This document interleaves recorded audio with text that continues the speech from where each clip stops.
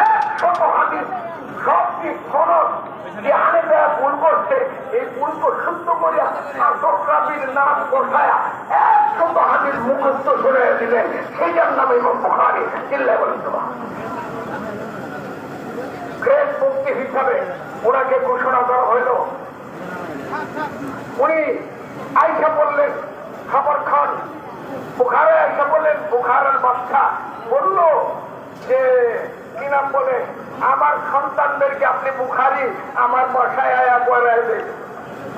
এখন দেখবেন ওয়ালের মধ্যে লেখা থাকে বাসায় যায় প্রাইভেট পড়াইতে আগ্রহী। এটা বাংলা পড়াইতে পারে, কিন্তু কোন হুজুর যদি লেখে বাসায় যায় কোরআন শরীফ পড়াইতে আগ্রহী, তাইলে বুঝাবে এটা কখন ভুল, এটা কখন ভোলা। কারণ ভুলের কাছে ভ্রমণ যায়, ভুল ভ্রমণের কাছে আছে।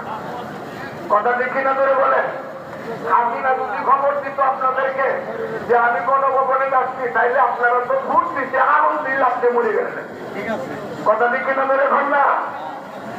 আওয়ামী লীগের নেতা কর্মী দেখলেই তো সর্বনাশ করছে, তারা আমাকে ডাকছে। হ্যাঁ, দুনিয়াদার মানুষটা এরকম হয়, কিন্তু কোনদিন সরকারের পা টাকা গোলামি করে না। যদি গোলামি করতো তাহলে জেলখানায় দেয় মুসলেখা দিত না। কথা ঠিক কিনে ধরে বলেন।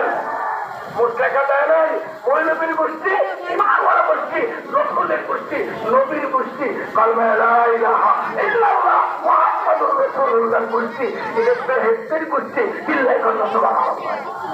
এরা মানুষের সাথে মাথা নত করতে জানে না, ওনাদের মাথা নত হয় একমাত্র আল্লাহর সামনে। কথা হাসা বললাম না মিথ্যা বললাম? হাসা না মিথ্যা? আপনারা হাসা বললেও হাসা।